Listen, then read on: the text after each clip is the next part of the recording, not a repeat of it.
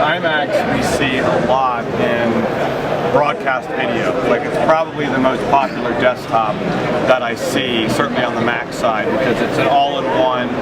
You can hang, obviously, Thunderbolt storage off of the side, because a lot of projects they want to run locally if they're very heavy and they're long, because again, trying to get that over standard network sometimes can be a challenge. So Thunderbolt is a way for a lot of those guys to work local.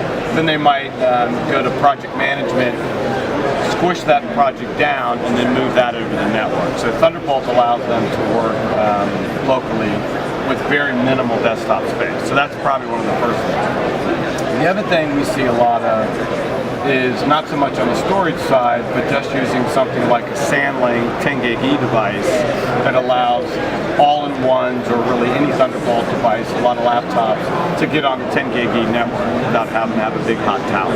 So I see just as much of that as I do Thunderbolt storage, sometimes both. So from that standpoint, it's kind of changed everything.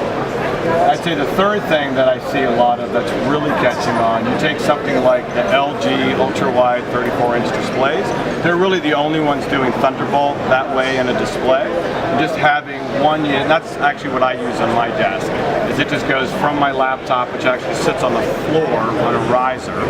Keyboards and everything are up here, and then to me it just acts like a desktop. So I've got one 34-inch, and that daisy chains a Thunderbolt over to a 4K LG monitor, and you would never know I was working off of a laptop. I'll have people in my office, and I'm just showing them all these different things that we're doing, and they're like, "Where's your computer?" And I'm like, "It's that little skinny thing on the shelf," and it works fantastic. And really the same thing on the PC side too. So to me, a lot of what it's offered us is just we can have very small workspaces and very very powerful systems. So large monitors, fast network, fast local storage. Because before, if you know, we had to have SAS drives, Adobe cards, all these complicated things in a very large desktop. So we're matching that performance and not exceeding it. Because you need the high speed transfer for large video files. So, and the other thing is I think overall it brings what I love the most is it brings the complexity down. You know what I mean? Because by the time you get a desktop and there's drivers for all these other different devices, this is just plug and play, as we know. You just plug it in and do your thing, and it just makes IT costs down, our tech support costs. Like, what are you running? I'm running an iMac. What are you using for storage? I'm using, a LaCie drive, and it's okay.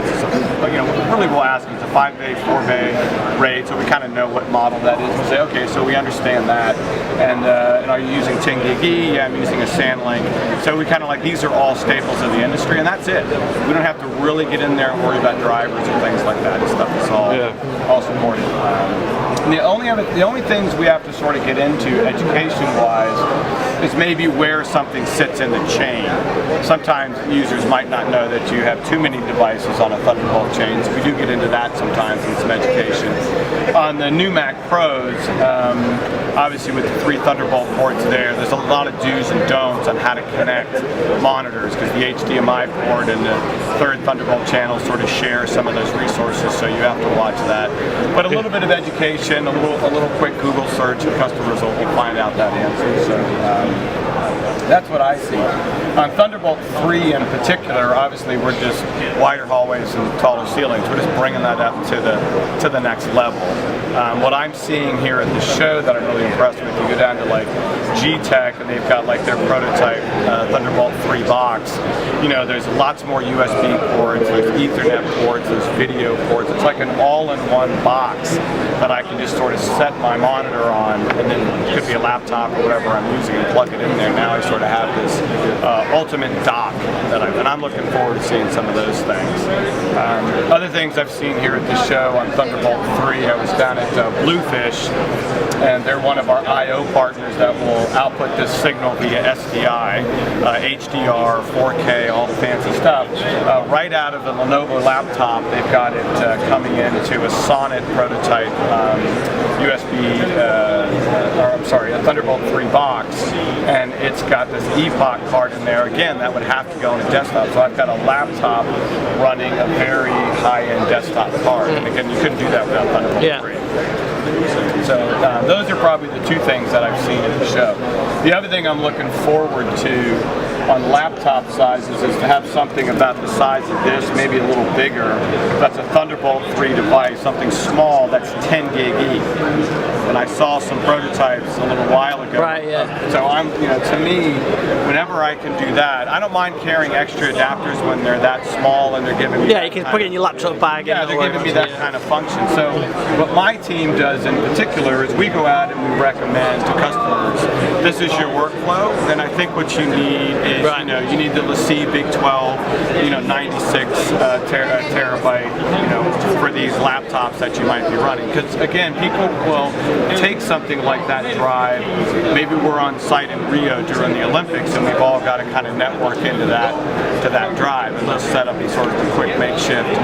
Having one unit on Thunderbolt 3, and there's ways to do daisy chaining and things like that on Thunderbolt, which is pretty amazing. So we're pretty satisfied with a lot of what we're seeing. So I'm kind of anxious to see who else is going to come in.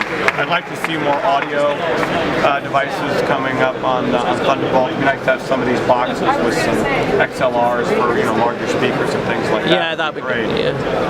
Yeah, and you can fill up music productions type stuff. Yeah, because it's hard to get some of the adapters into your PC or whatever, into a laptop. It's kind of like, with USB 3.1 and Thunderbolt 3, it's like the one connector to rule them all. I mean, you can imagine that we're going to have that one connector around for a while. I mean, this older USB that's been here for a while, I mean, that's, I think its days are numbered. Yeah. If I was installing new stuff, whether it's a car or whatever it is, that's the connector I would be using.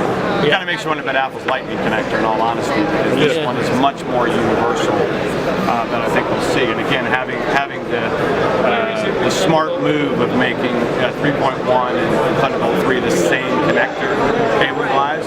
Yeah.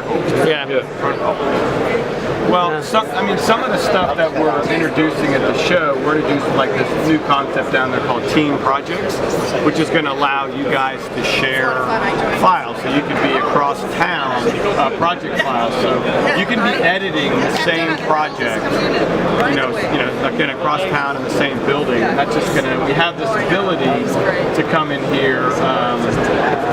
We have these little arrows here. Let me see if I can stretch this out. Down arrow and up arrow. So as I start to make changes here, I can submit this up to you because I've got your Creative Cloud account, and it says, hey, you've got an update, and then you'll see a down arrow here.